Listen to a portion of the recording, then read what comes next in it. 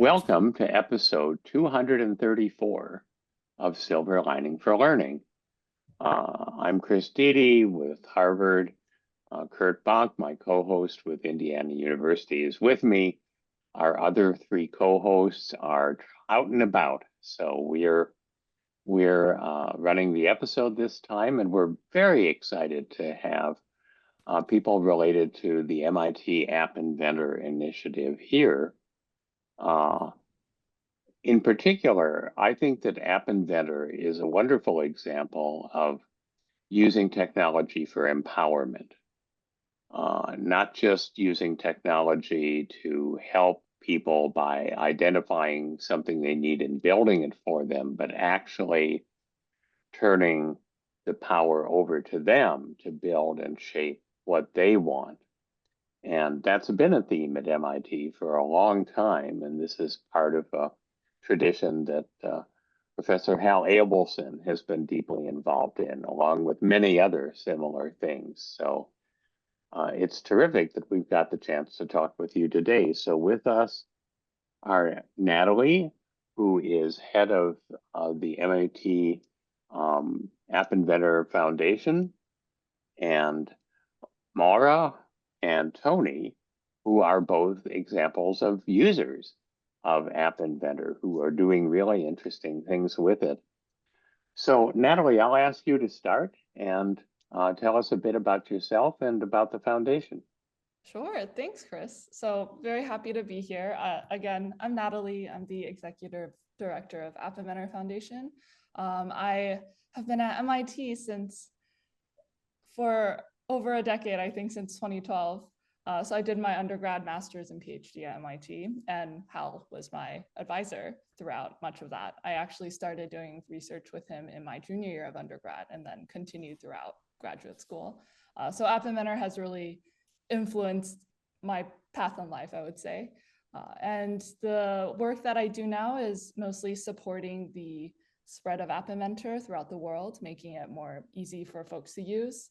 It's always been free and open source. So getting folks to kind of take it up, give feedback on how to improve it, and then just sharing success stories with each other.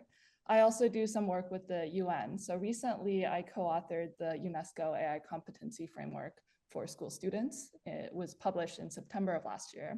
And those are kind of like recommendations from UNESCO for how to teach K through 12 AI across the world. So we're trying to combine some of that international thinking into the resources that MIT is developing as well. And I met Tony and Maura through a program we call the Global AI Hackathon. It's an appathon, so a hackathon for apps, where we encourage students to come up with problems in their community that personally impact them, that they think they can solve with an app, and build some sort of prototype or working app to solve them. So I'll let them introduce themselves from here. Maura? Thanks, Chris. Hi, my name is Maura, and I'm a student in the King's Hospital School in Dublin, Ireland. I'm really interested in technology, and I've been programming for the past 4 or 5 years. I was first, as Natalie said, introduced to App Inventor when last year I entered the Global AI Hackathon with my app VIPMod, which is Vision Impaired Persons Moving Object Detector. And this is an app which detects fast moving objects for use by the vision impaired. I've been developing the app that I entered into hackathon for the past year, and I recently entered it as part of my project submission for Regeneron ICEF, which I've just come back from last week, which I really enjoyed. And Tony? Yeah, thank you for inviting me. I'm very honored to be here. And my name is Tony, and I serve as the first student ambassador at App Inventor Foundation, and I'm also the founder and president of the App In Club. I have been introduced to the MIT App Inventor 5 years ago, actually, when I was on my last year of middle school during COVID. And during that, I'm pretty sure a lot of people was on the internet. So I was able to find this amazing open source platform. I was able to learn more about computational thinking and computational action to building a bunch of apps. And since then till now, I've definitely progressed through some phases of different like app creation, right? At first, it was just creating some small hobby apps. Then I went from building other like social impact apps and then submitting to different competitions. So I have won certain competitions such as the Congressional App Challenge or like the WAC and etc. And more recently, I've been more involved with AI research. My research area primarily focuses on trustworthy and reliable AI. And recently, I've had one of my papers published at iClear. Thank you. It's a little scary to listen to you because you've accomplished so much more early in your lives than I did, for sure. And it's wonderful to see what's happening. So, Natalie, tell us more about the scale of App Inventor. How many people are involved on the team? How many people are building apps? What does the total impact look like at this point? Yeah, so that's been a really like surprising, but also like empowering and optimistic story, I think, throughout the past 15 years. So this is the 15th year of App Inventor existing. How it first came to be was Hal went on sabbatical to Google. And this was early 2000s. I think at the time, even professional software developers weren't sure how to make apps.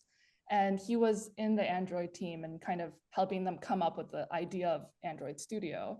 And he had this like crazy idea that was like, if we make the interface easy enough that even kids could build apps with it, then everyone should be able to build apps with it. So that kind of was, he parallel drive that with Mark Friedman, who's another co-founder of App Inventor at Google while Android Studio was coming up. And that became App Inventor. So that sat at Google, I think, for about 2 years. They expected it to be a very like fun, researchy project with like 10,000 teachers maybe. But then I think like the first year they had 40,000, the next year was 90,000, and it really just grew beyond their expectations. So after that time, they moved it to MIT, and it's been on MIT ever since. So before COVID, so I'm glad Tony brought up the point that he discovered App Inventor during COVID. We had about like 2 million users every year. And I think during COVID, teachers, students, parents, they were really looking for online activities to do for technology learning and enrichment. And App Inventor being free and open source and accessible everywhere was a really easy option. So pre-COVID, again, about 2 million per year. First year of COVID, I think we had 7.2 million. And then it grew to 9 point something million, 11 million. And now we have a total number of like 24 million learners. And they come from every single country and region in the world. And App Inventor has been translated into 19 different languages by volunteers. And in terms of number of apps, I think, I don't want to quote the wrong number, I think over 100 million apps. So that's what we celebrated last year. And we also started tracking AI milestones this year because of all the conversation about AI literacy and learning. And so far we have 1 million users who've used one of our AI components, and they've built 8 million apps with App Inventor. So very excited to see that. That's an incredible example of scale. I mean, I cannot think of many things in the whole field of learning technologies that have scaled in the way that this has scaled, especially if you look at things that are empowering for users as opposed to just users using something that somebody else has done.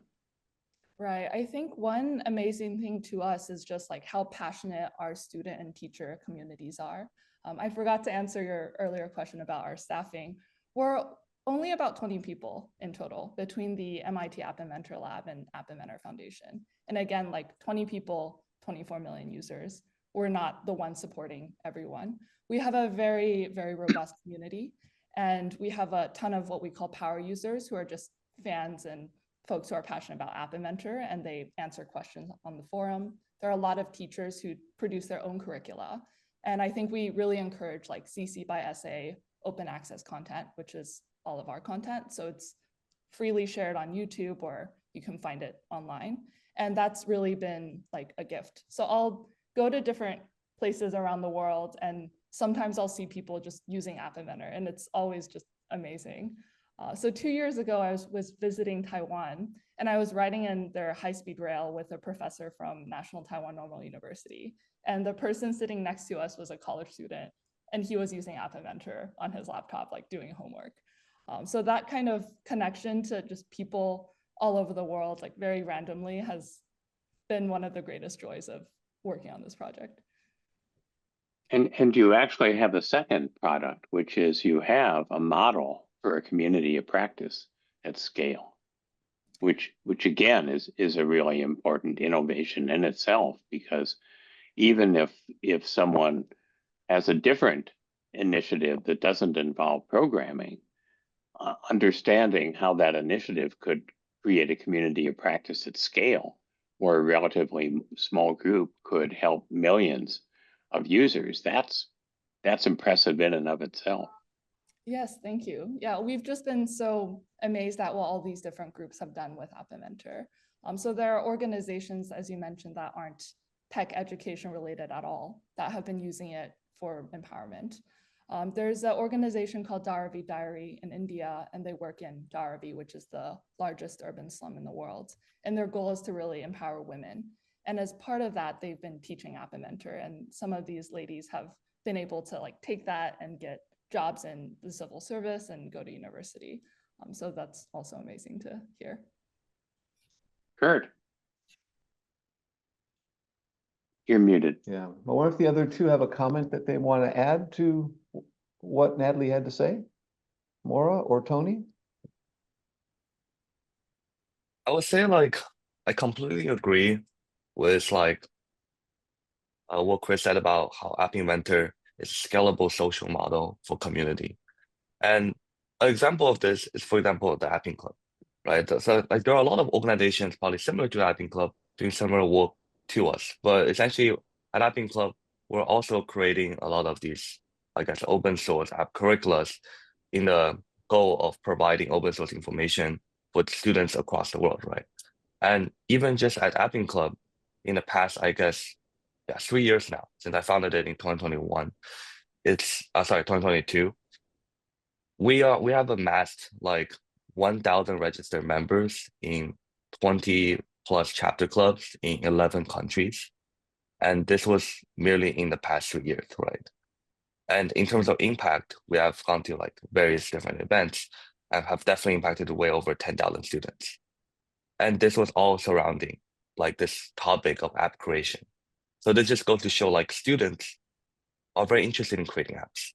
And the reason why I believe this is because apps serve as like a bridge, right? For example, at Apping Club, the whole point was that regardless of what background you're doing, regardless of what your interest is, you can create an app, right? If you're like a music specialist, you can create a music app. If you're interested in biology, you can create something for marine biodiversity, right? So app really is something that's very versatile, and it's not something that's limited to just computer science. So that's why I believe its impact will also spread across these various fields, and it's very accessible.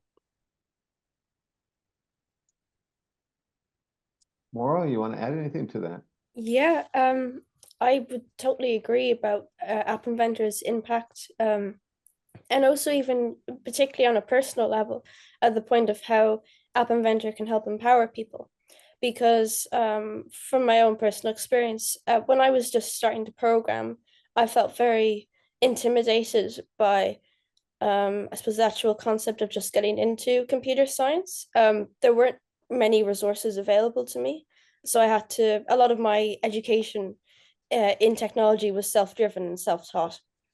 And when I wanted to try and incorporate AI into my VipMod project, I kind of struggled to find a starting point of where I could actually get into this and learn how to use AI. So I think the fact that App Inventor has such a user-friendly, accessible interface is a huge, huge impact for myself for actually getting started on programming my app, but also for other people to not be afraid to just get stuck in. And it also means that people have a more accessible platform to share their ideas. And I think that's really important because we need lots of different viewpoints and lots of different ideas, and having App Inventor that it's accessible in that way makes it really contributes to that. Yeah, Maura, I just remembered something you said last year during the summit that really like inspired me and I thought was extremely wise. So Maura was on a panel about AI and education from the youth viewpoint. And there was a question about like fear of AI and education versus like benefits and harms, something like that.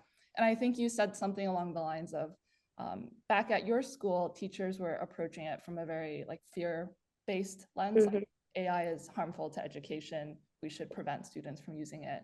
And I think your perspective was if we only frame it as a bad thing that can be used for cheating or avoiding learning, then students will view it as that. But if we teach students how to use it to improve the world around them or learn better, then it encourages them to use it in that way.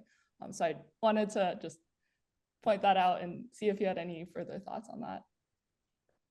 Well, exactly. Yeah, I think unfortunately that's what a lot of teachers do and I don't know if this is particular to Ireland or in other parts of the world, but if I think it comes from a lack of understanding of AI and its capabilities, because a lot of teachers would be afraid of AI and they would label it as something bad. And then, of course, if you label it as something bad, it's only ever going to be used by students in a negative way.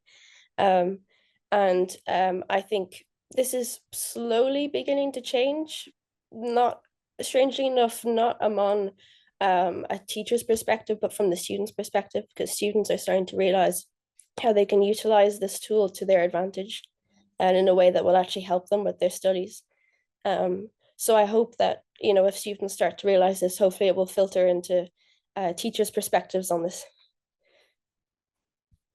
Yeah, and another thing I think to what Tony was saying is with all the students joining these clubs and trying to make apps, I feel like young people these days, from my perspective, really care about certain things like the environment, especially mental health is another big one. And they're really looking for a way to actually have impact. And that's just really amazing to see. And I'm happy that App Inventor gets to be a part of that story. And I think going back to the reason that we have App Inventor for mobile apps, it's because we view it as the most accessible modality, especially for under-resourced populations.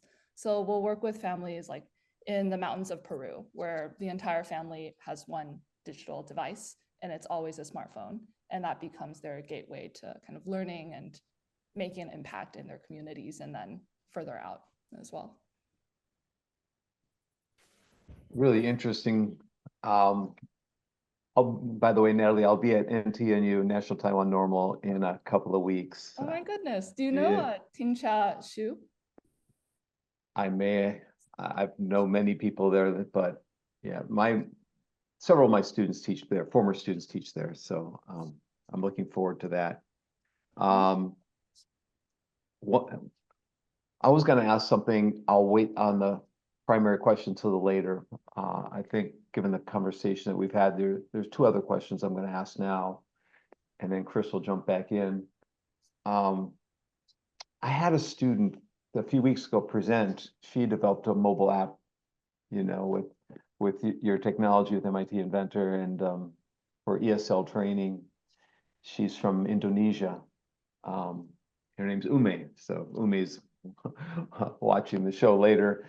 So it just blew us away. She just got up in front of the whole class and presented all the features. And I'm like, where'd you find that? How'd you do that by yourself? This is amazing, And so, yeah, the whole class is on the edge of their seats looking at all the features that she put into this, and of one person, right? So I'm sure you've heard things like that before, many times over. So I wonder if, especially Natalie, but if any of you, Maura, Tony, or Natalie, can share with us, well, first off, that'll be my second question. First off, can you tell us what the range of tools that have been invented, what areas, so that people can kind of get a sense of, oh, I could do this too. So can you give us just maybe give us 10 different examples of how App Inventor has been used in different disciplines, different subject matter areas,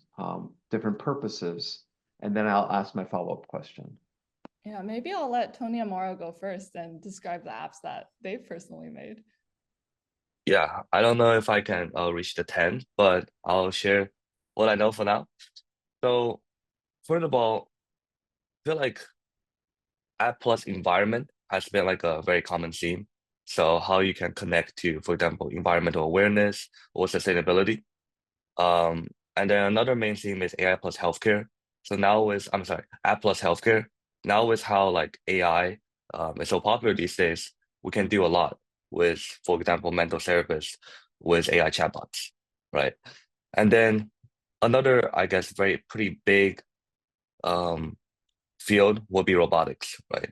So with MIT Inventor, there's a lot of easy ways to connect to Arduino, which is very useful for students who are trying to get started to learn about robotics.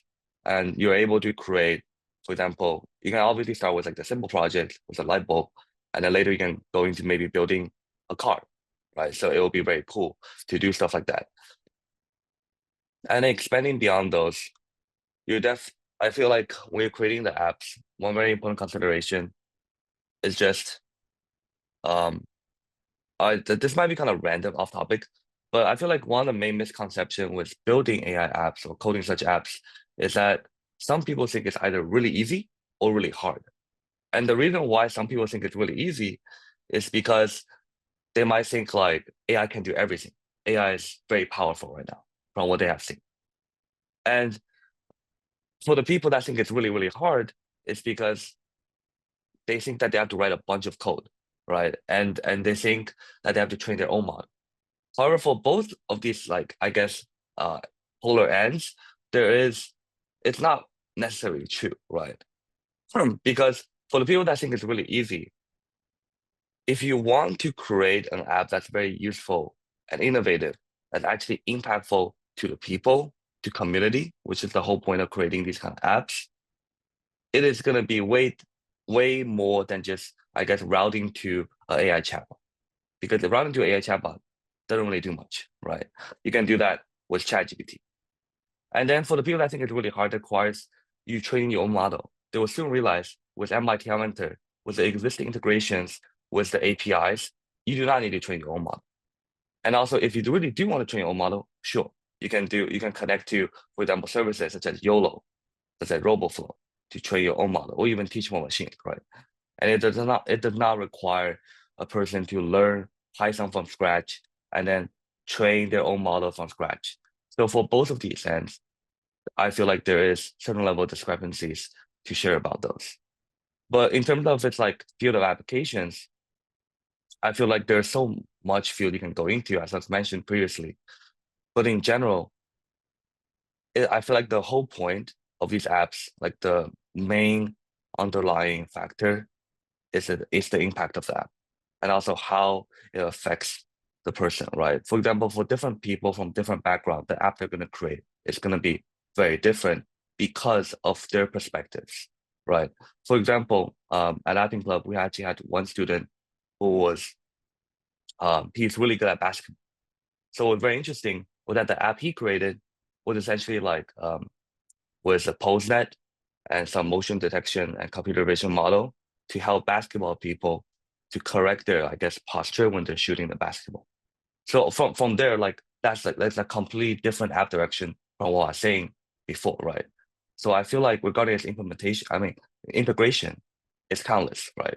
It's just more about what the person, like who the person is building the app. So yeah. Maura? Well, I'm not sure if I can reach all 10, but I just have a few ideas that have just popped into my head from what some of my friends have created and myself. But I think the really common theme is that a lot of people that I've met that have used App Inventor, that they've used it to try and do something which feeds into something they're passionate about. So, for example, I think my first ever App Inventor app was a Canvas app because I'm arty and I really enjoy drawing, but obviously I couldn't bring my notebook and coloring pencils with me all the time, so I just decided to create an app that I could just draw on my phone. I've had a few friends who are really into cooking and I suppose reducing food waste, so they have made an app that generates a recipe for you based on what you have in your fridge. And then even I have a friend who has sensory issues and has decided to use the app as a light sensor, kind of just to see what areas would affect them, or so I think there's kind of almost endless possibilities for what you could do with App Inventor and app building in general, but they're just a few examples that I can think of at the moment. Maura, you should describe VipMod as well. Okay, yeah. So my app, VipMod, which is Vision Impaired Persons Moving Object Detector, uses an image classification model to detect fast-moving vehicles for use by the vision impaired. So I use Teachable Machine and the Teachable Machine extension that comes with App Inventor to program it. And it basically what it does, it detects cars, trucks, a whole range of vehicles, and also pedestrians as well.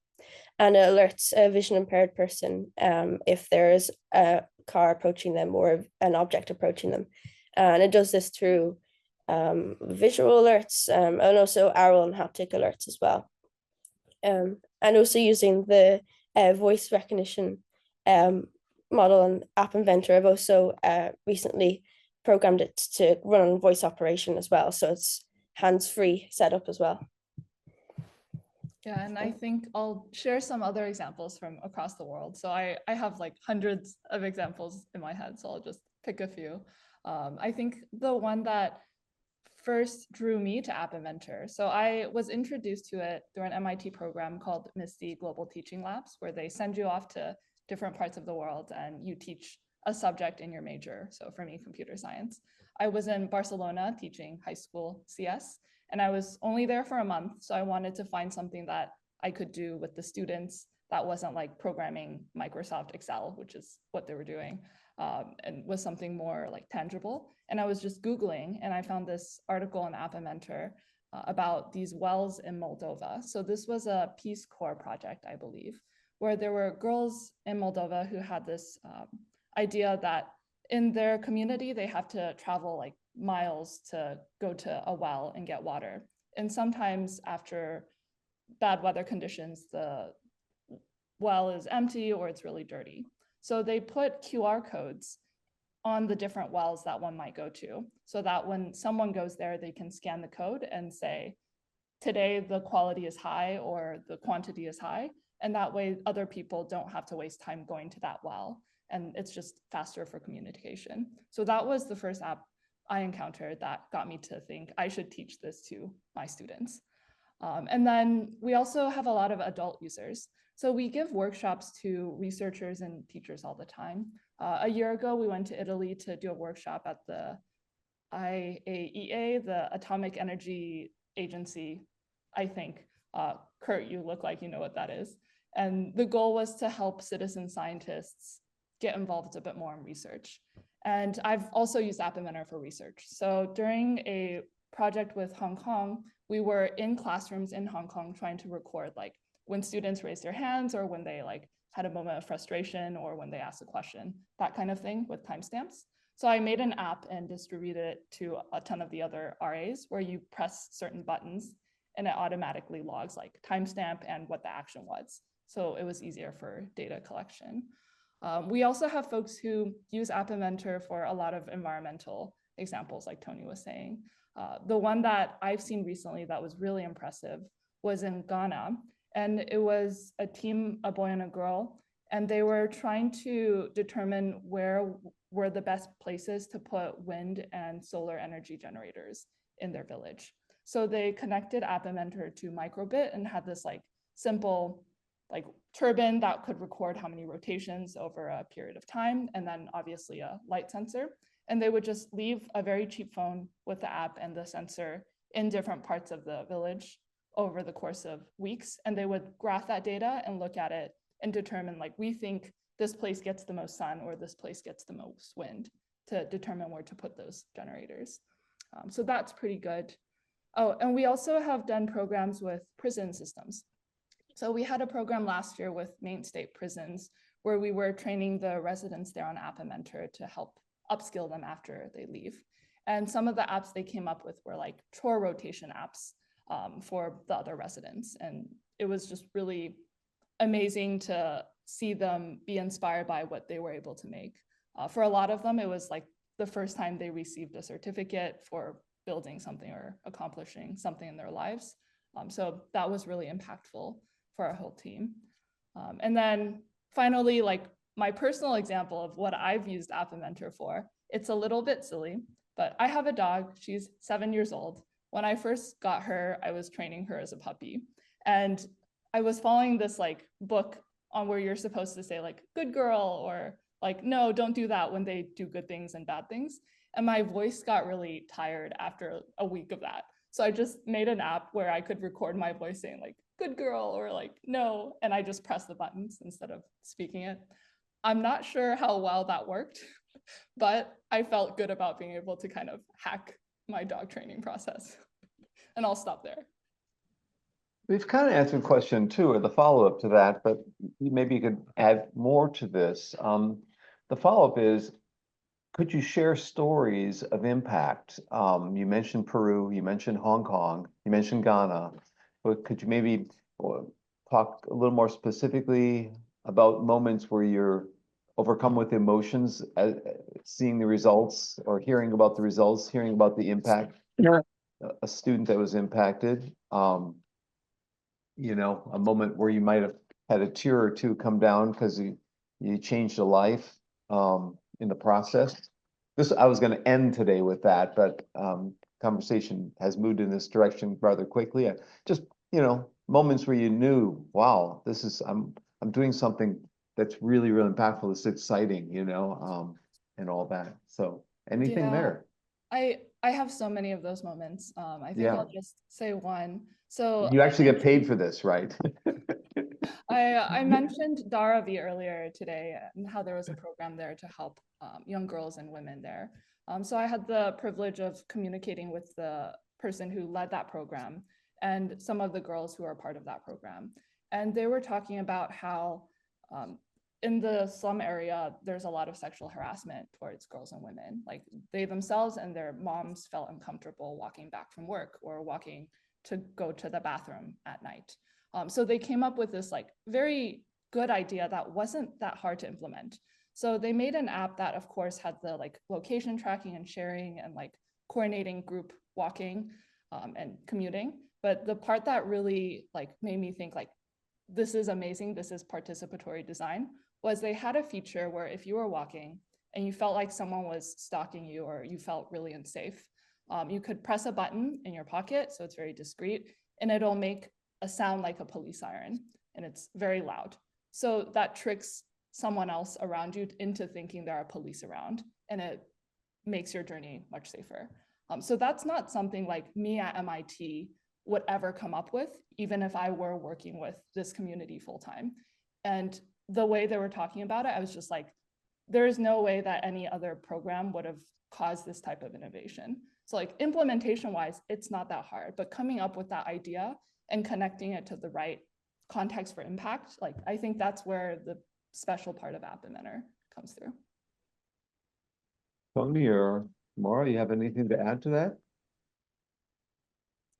I think for me, just seeing because of like my interaction with students through Apping Club,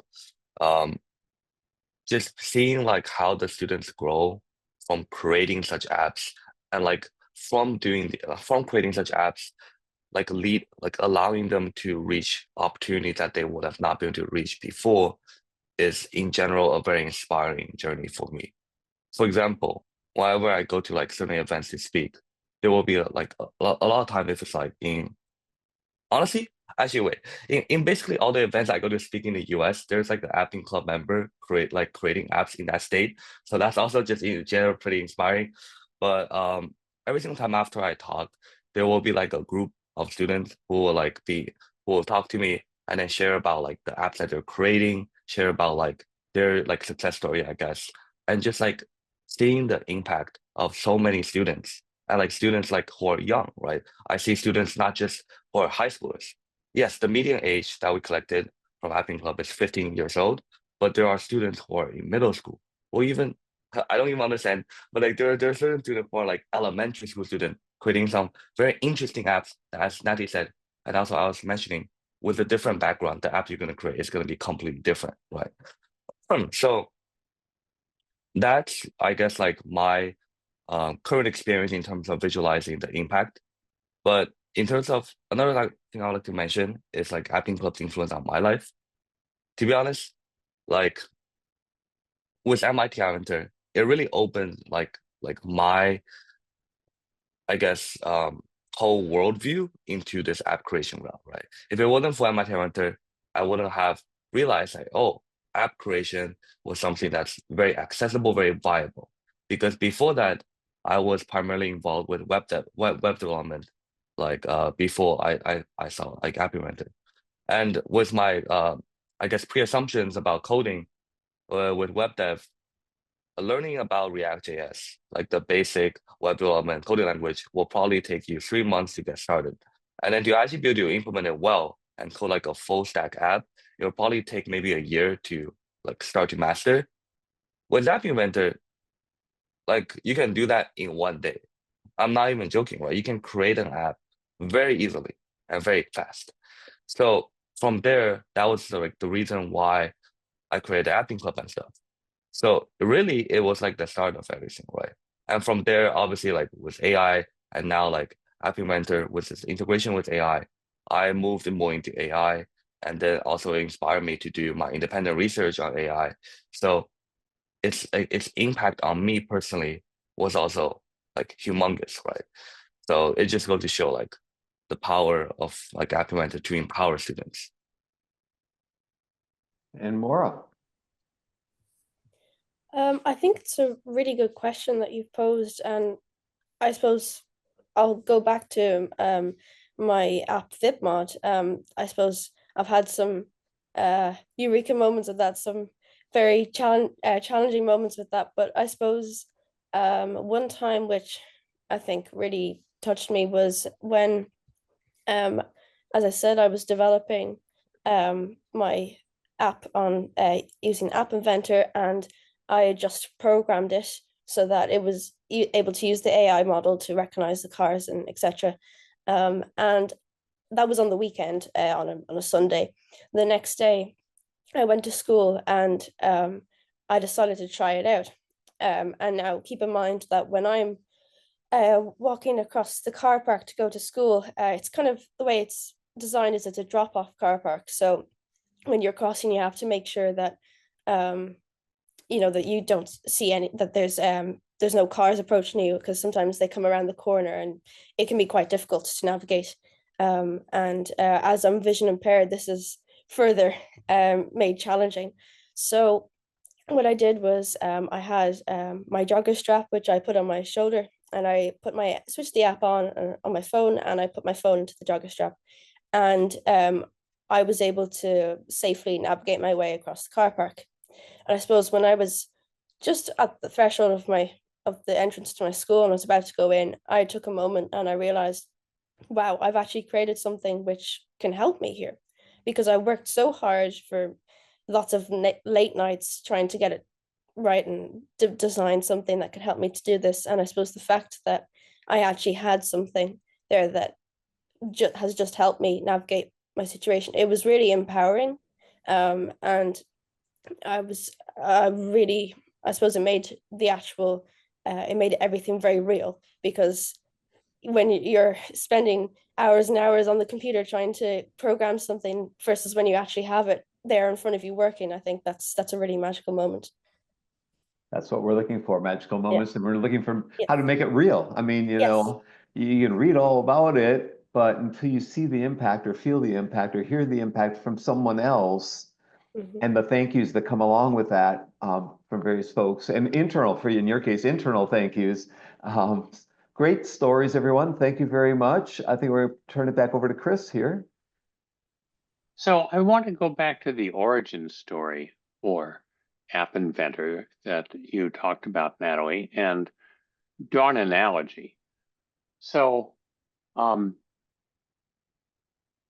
Hal's work with Google was relatively early in thinking about apps. I mean, apps were themselves an invention that didn't really exist before mobile devices. And even then, it took a while to figure out the power of these little tools, because of course, all the big companies are pushing their big tools like Excel and Word and Outlook. And the idea of sort of user customized smaller apps was an invention. And then because of the work that took place at MIT to make this accessible, coupled with COVID, coupled with the evolution of mobile devices, you have this explosion that's taken place. So working in AI as I do, I'm looking at large language models as being sort of where the big operating system level programs were, where companies have these huge things that they're pushing as kind of one size fits all ways of doing something. And yet it's increasingly apparent to me, and I think to some others, that the future is really in small language models, much more than in large language models, that large language models have all sorts of problems that are difficult and expensive to build guardrails around, and that also have negative consequences financially and for the environment. And that the custom small language models both are less problematic and also less impactful in negative ways.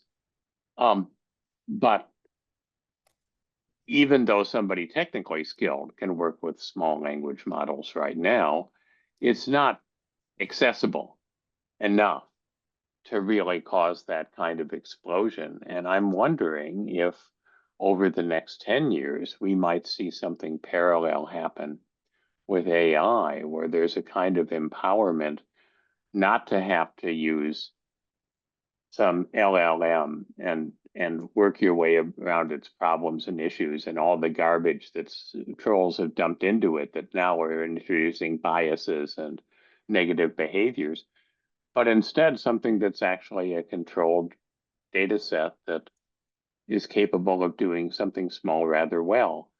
For example, I and a group of volunteers are developing a negotiation curricula that would be essentially free, and it would be for people who are learning to negotiate across culture, which often happens to marginalized groups and to immigrants in particular, where you come out of one culture, like a barter culture, where some things are legitimate to negotiate and others are not. And all of a sudden you're in a different culture with different rules, and it's really hard to understand what to do.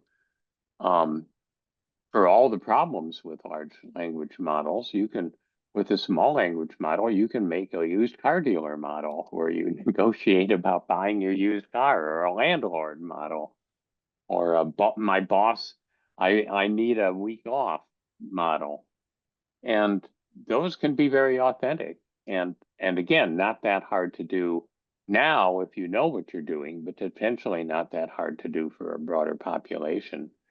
So I don't know whether this sort of analogous metaphor for the next wave of technology is appropriate, but I'd be interested in your thoughts on this, about whether we might have sort of an LL inventor within the foreseeable future that could have a similar trajectory. Yeah, this is a fantastic question. I looked through our notes to see if I asked you to ask me this question, but I didn't. So great time to mention that this summer, Tony and I are actually working on a project to help people create their personalized SLMs. Okay, so this is great minds reaching the Yes. same conclusion independently, right? Exactly. So I think from my perspective, during my PhD, that was when like image classification models were becoming really powerful and useful. You had all these models trained on ImageNet, and they could classify the items on the ImageNet database really well, but they weren't like personal, right? And then I built something called PIC at the same time that Teachable Machine was being built.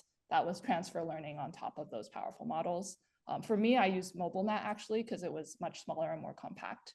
So you could put that on a phone more easily. And you can train it on like my family members' faces, for example, like something really personal and specific.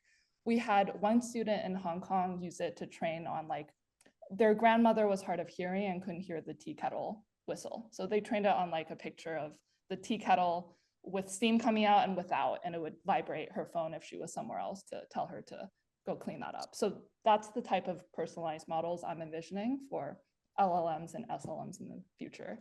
And to your point, Chris, in addition to all the benefits of like sustainability and all of that, we also are looking at like privacy and security as key benefits of SLMs. So the data doesn't have to leave your device. And that's also really important for education. So I'll let Tony talk a little bit more about the project as well. Yeah. So the project, actually, as Natalie was saying, the whole point is data privacy, right? With working with obviously like students, PI is definitely one of the major concerns. And so what we're trying to do in the summer is to create something called the Teachable LM, which essentially is similar to teachable machines. Each user can train their, not really train, it's more of creating a knowledge-guided machine learning model that's custom to what the user wants to do. Let's just say I'm a student interested in cancer research. Then I can essentially just dump a bunch of information on cancer-related content, let's just say textbooks, research papers, academia journals, or whatever, into this app. Oh, no, sorry, not really app. It's like a web app, but it's essentially when you dump into there, it's able to create like kind of like a fetching system that allows the LLM to have more context and information when they're answering the questions, therefore allowing it to be better. And this whole platform will be built on device. So no data will be leaving the user. It's actually currently, it's actually really hard to do this. I'm reaching some issues with doing this recently because of like App Inventor's native environment. But I'm trying my best to make it fully on device where the users can essentially have the right now, like the host way, the model you can work like offline, right? But the loading the model might not work offline. So that's like the main issue I'm trying to solve right now. But once I solve the issues, it will become hopefully like a fully on device thing that students will be able to use safely, right? And then regarding your question about the future of large language models, so my current research is obviously on trustworthy AI. So my work at iClear was essentially creating a fact-checking system and improving the RAG storage process, right? RAG, standing for Retrieval Augmented Generation, is currently one of the most common way to quote unquote reduce hallucinations in LLMs. As you said, hallucination is definitely one of the major issues with language models. But it also like makes sense because the universal engineering rule of garbage in, garbage out, right? As you said, there's so much data that we're giving into the language model. It is definitely going to have these kind of hallucination, these bias responses. It makes sense because of the data. But also, as you mentioned, if we have curated data sets, it's not going to have that issue because, well, the data is curated. But the problem is obviously creation of data, especially at scale, is very expensive because it requires human labor. So, so that's why, like right now, I guess RAG is just this area that's trying to improve the context through automated method, right? And then so my work was essentially just like how you can automate the process to make it easier for data creation and also storing it. And that was done through like clustering and etc. But in general, for the future direction of language models, I feel like right now, obviously it's on the hype, especially with like the recent discussion at academia being very heavily oriented towards self-referential systems.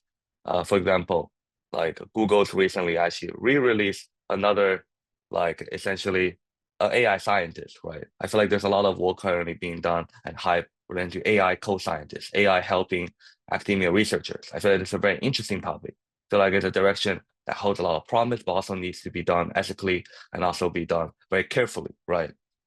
And I feel like in the future, if we're able to have the technology to automate creation or to support the process, such as like an AI co-scientist or the AI co-curator, it will be very useful to potentially create very small and specialized models that are trained for very specific tasks.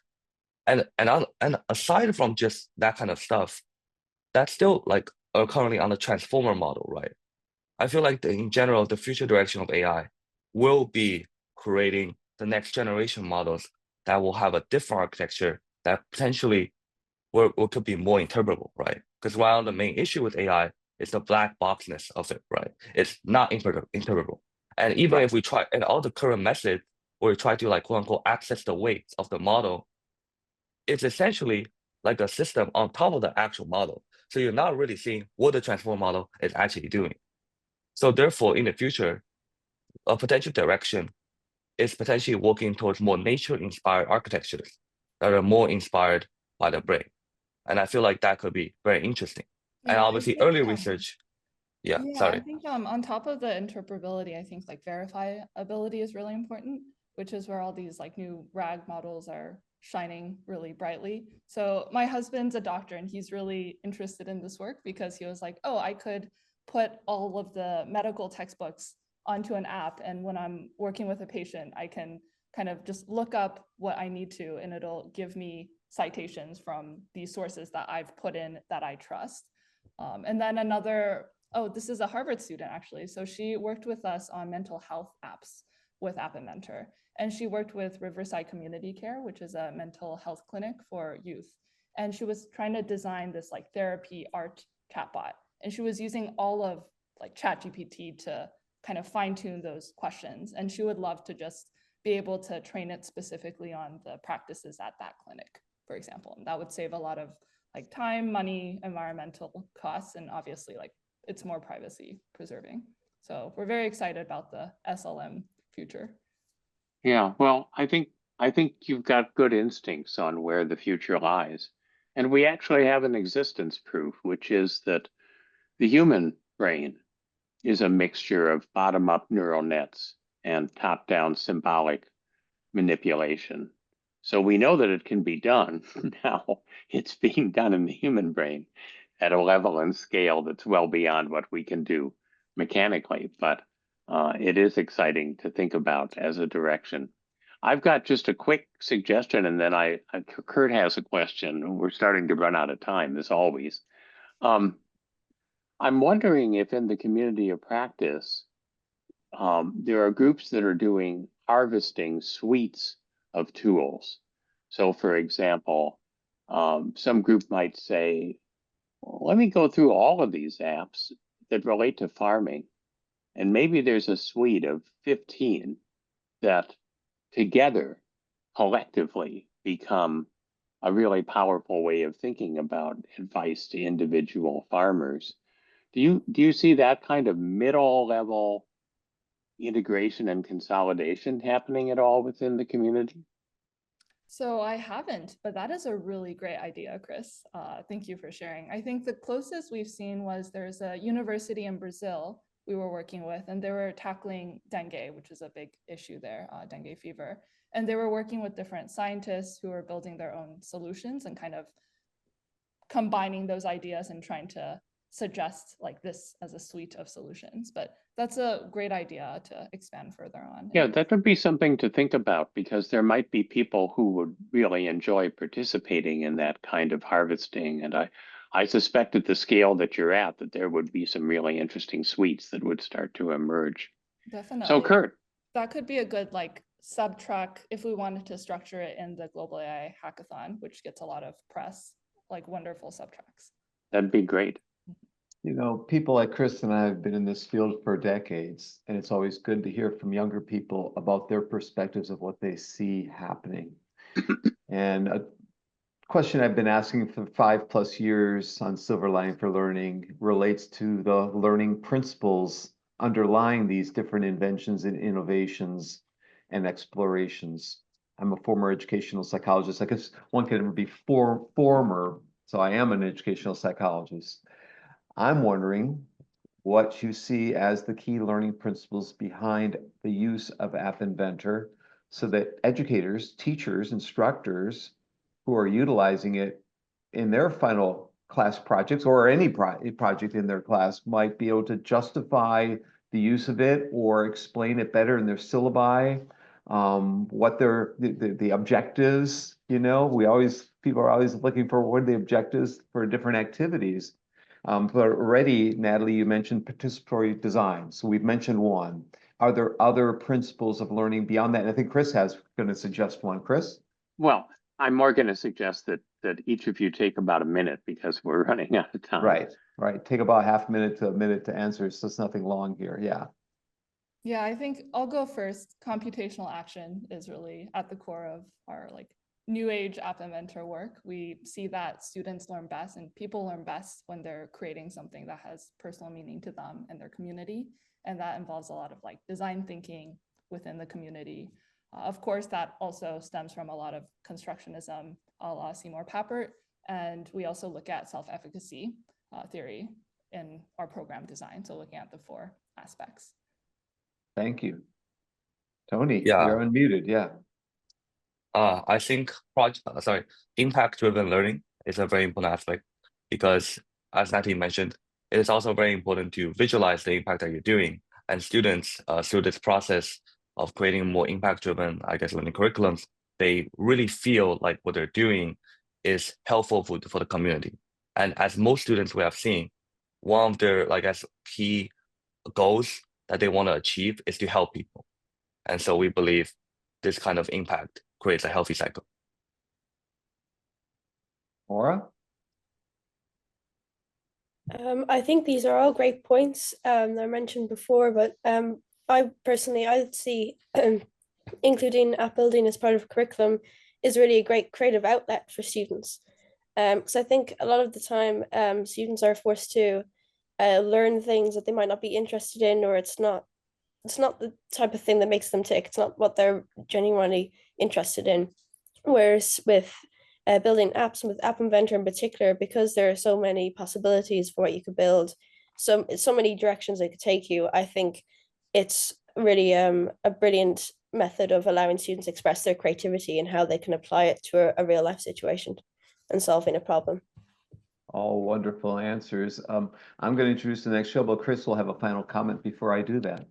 Just to say, that shows like this with young people like you are what give me hope about the future. I look at what a mess the world is right now, and it's difficult not to be depressed. But when you see the kind of vision and purpose and collective action that's coming out of groups like yours, it really does give me hope. So thank you for making the time to be with us. And we hope that this episode will inspire others to become part of your movement.